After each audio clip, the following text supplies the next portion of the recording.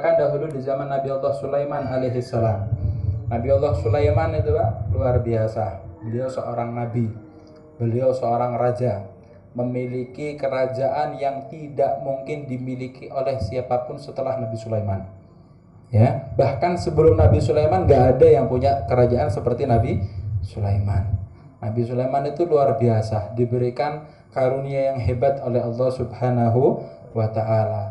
Bahkan termasuk keistimewaan yang Allah berikan kepada Nabi Allah Sulaiman, di antara bala tentara Nabi Sulaiman itu adalah hewan-hewan, ya, kemudian angin, awan, kemudian bahkan bangsa jin pun termasuk bala tentara Nabi Sulaiman. Ya, diceritakan dalam Al-Quran bagaimana Nabi Allah Sulaiman mencari hudhud, kemudian memerintahkan Ifrit untuk mengambil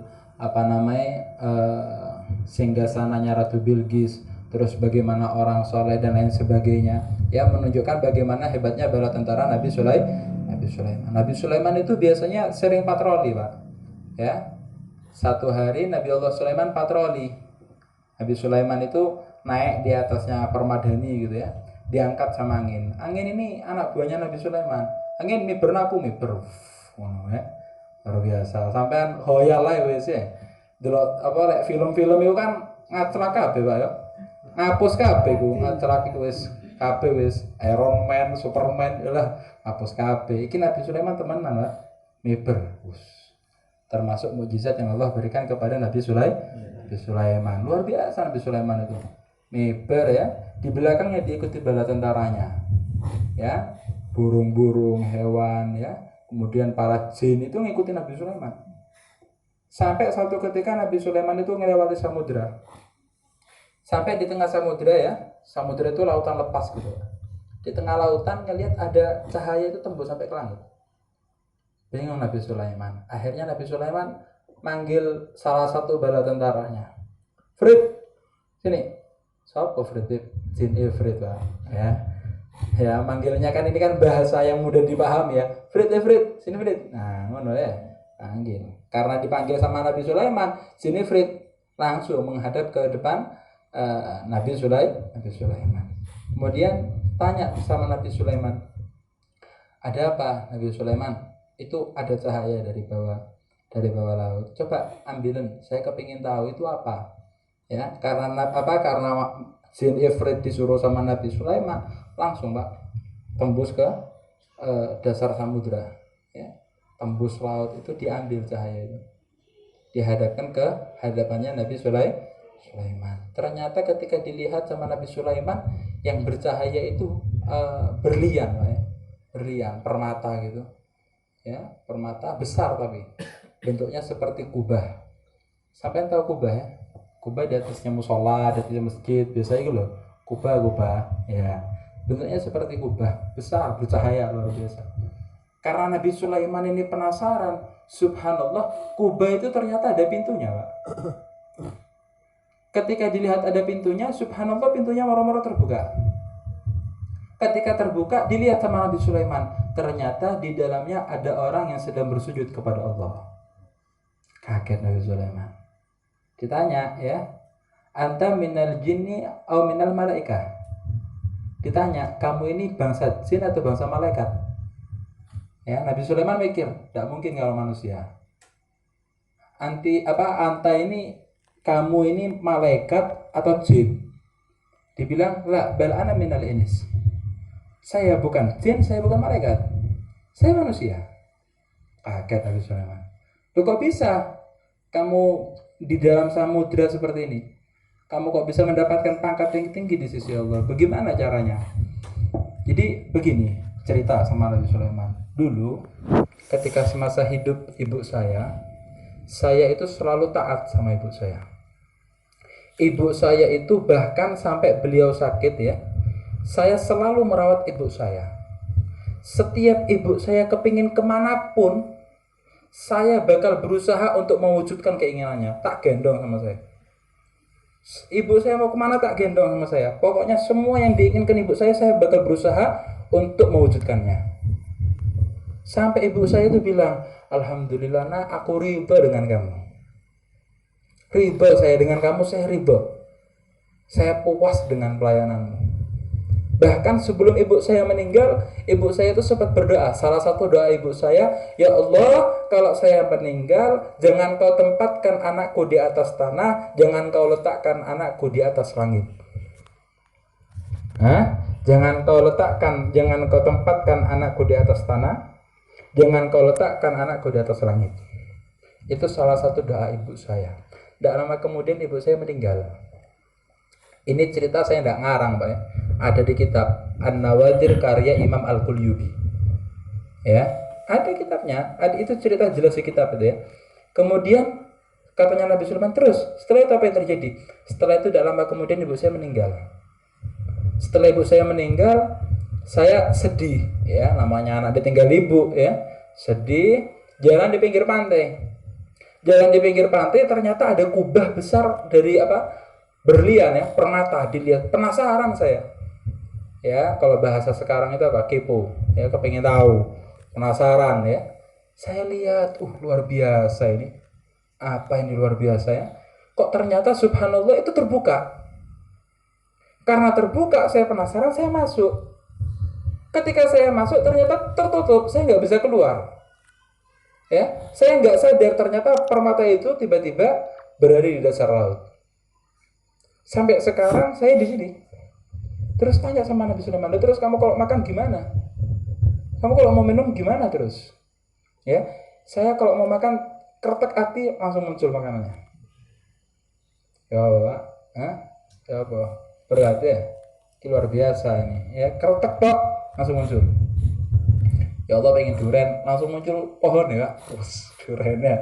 Gak usah tuku-tuku nang kemiren ngendi, gak usah ada ya, langsung muncul. Luar biasa. Ya Allah pengen mangga langsung tumbuh. Ada pohonnya, metik sampai kenyang, hilang pohonnya. Kalau mau minum air, sudah muncul air langsung mancur ya. Airnya langsung mancur. Terus kamu kalau bedakan pagi, siang, sore, malam bagaimana? Kalau pagi warna ini, kalau siang berubah warnanya, kubahnya. Kalau malam berubah warna kubahnya.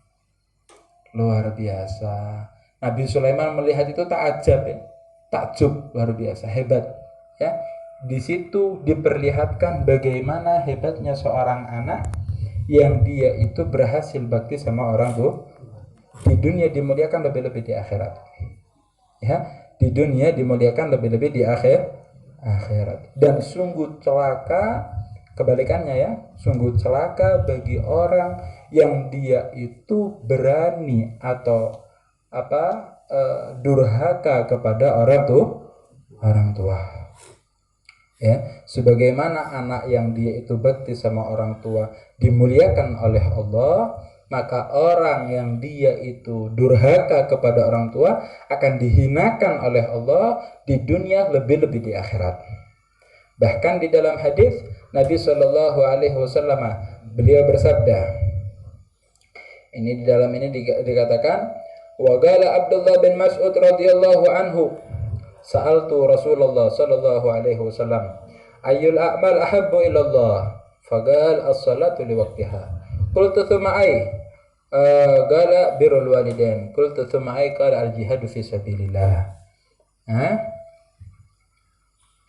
Wa qala alaihi salatu wassalam, thalathun la yanfa'u ma'ahunna amal, al-isyraku billah wal uququl walidain wal firaru yawmaz zahfi. Ya, di sini dikatakan, berkata sahabat Abdullah bin Mas'ud, beliau bertanya kepada Nabi Muhammad Shallallahu Alaihi Wasallam, wahai Rasulullah, amalan apa yang paling dicintai oleh Allah?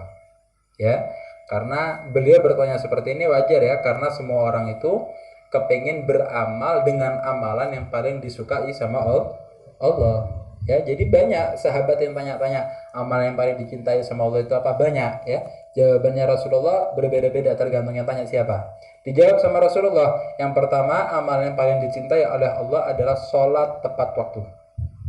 Ya, sholat tepat waktu. Yang kedua apa?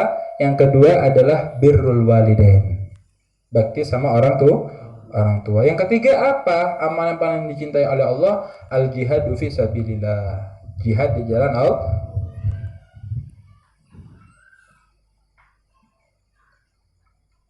Wa qala alaihi salatu wassalam, dan Nabi sallallahu alaihi wasallam beliau bersabda, 3 perbuatan yang apabila 3 perbuatan ini dilakukan maka semua amal ibadah kita percuma, ya, nggak punya nilai di sisi Allah. Ini bahaya ya. Sehebat apapun ibadah kita, kalau kita melakukan 3 hal ini percuma amal kita. Apa itu? Yang pertama adalah al-isyraku billah, syirik, ya, menyekutukan Allah, sihir, penglaris, santet, terus biasanya kalau biar seneng itu apa namanya? Pelet, ya.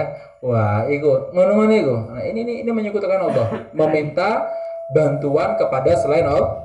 Ini menyekutukan Allah ini. Nah, ini yang seperti ini meskipun sholat 5 waktu, tahajud setiap malam, sholat duha, gak diterima Allah. Masih ya wes haji ping 10 wes diceluk Pak Haji, ya, syirik sama Allah, percuma, tidak bermanfaat. Ya, hati-hati. Yang kedua apa? Yang kedua adalah uququl walidain. Ya, ngelama atau dia itu durhaka kepada orang tua.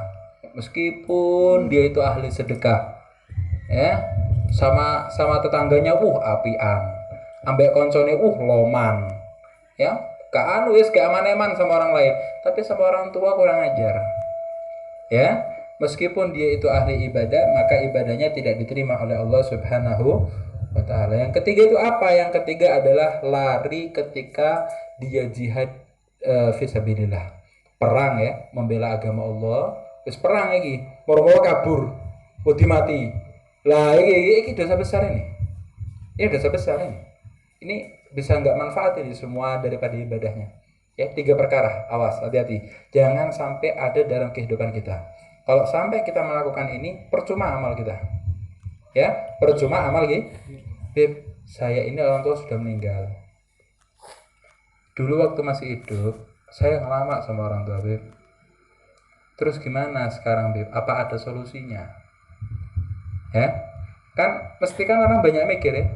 Terus kadang meninggal, Beb, orang tua saya. Gimana terus saya ini? Apa percuma berarti saya amal, Beb? Kalau ngono ya wis maksiat aja, Beb. Ya apa terus? Ya, yang seperti ini pun diberikan solusi oleh Nabi Muhammad Shallallahu Alaihi. Makanya ini kita perlu perhatikan dengan jelas, ya. Bagi orang yang dia itu memang betul kepingin bakti sama orang tua, merasa semasa hidupnya belum bisa bakti dengan maksimal, apalagi semasa hidupnya bukan bakti, durhaka bahkan, ya. Kan banyak, Pak, orang ini hidup, ya, masa mudanya nom-nomannya sesat, ya. Ambil wong tua ngelawan, gak tahu sholat, ya. Setelah orang tuanya meninggal, mulai masa tua baru sadar, ya Allah, dulu saya ini kurang ajar, ya, sama orang tua, ya. Anaknya ngelama baru sadar, iya yo ben aku ben ngelama mbak tuaku, ya apa terus, ya. Kan banyak yang seperti itu, ya. Setelah umur 40 baru sadar, ya. Ini bagaimana terus? Apakah semua amalannya percuma? Begitu? Ya enggak. Diberikan solusi oleh Nabi Muhammad Shallallahu Alaihi Wasallam. Ini solusi penting, ya, bagi kita yang orang tuanya sudah meninggal dan merasa belum bisa bakti sama orang tua semasa hidup. Kalau kita kepingin bakti, kita amalkan ini. Nabi Shallallahu Alaihi Wasallam beliau bersabda, manzara qabra abawaihi au ahadihima fi kulli yaumi jum'atin marratan ghafarallahu lahu wa kataballahu lahu baran liwalidayhi. Nabi Shallallahu Alaihi Wasallam beliau bersabda, ya, man, siapa orang, zarah yang berziarah, ya, qabra abawaihi, terhadap kuburan kedua orang tuanya, au ahadihima, atau salah satu di antara keduanya, fi kulli yaumi jum'atin, setiap hari Jumat, marratan, meskipun sekali. Maka apa kata Nabi? Kata ghafarallahu lahu, niscaya Allah akan hapus dosa-dosanya, Allah ampuni dosa-dosanya. Wa kataballahu lahu, dan Allah akan tulis anak ini baron liwalideh, anak yang bakti sama orang tua. Allahumma sholli ala Muhammad. Ya, kalau orang tua punya tanggungan, selesaikan. Ya, punya janji, tunaikan. Punya teman, sambung tali silaturahminya. Doakan orang tua. Ya, lebih-lebih kalau bisa hari Jumat berziarah ke makam orang tua. Orang sekarang ini Pak, ya, bingung nyari berkah kemana-mana. Ke Wali Songo, ya, ke makamnya siapa, nanti makamnya Ustadz Sopo, Kiai Sopo, Habib Sopo, lali ya, orang tuanya sudah meninggal. Bahkan kuburan wong tuanya sampai hilang. Kok hilang, Beb? Suketnya kedawon, ya. Astagfirullahaladzim, bingung kemana-mana. Nyari Beb, berkah Beb, ziarah Wali Songo. Terus sampai tidak pernah ziarah kuburannya orang tua kok. Pentingan orang tua dulu. Kalau kita sudah bisa istiqomah orang tua, kita mau nyari berkah di tempat lain, ahlan wa sahlan, nggak apa-apa, nggak masalah. Jangan terus kita bingung kemana-mana, orang tua nggak pernah diurus makamnya. Bersihkan setiap Jumat, datangi, bacakan Yasin, bacakan tahlil, doa sama Allah, bawa anaknya. Ya, bawa anaknya. Kenapa kok bawa anaknya, Beb?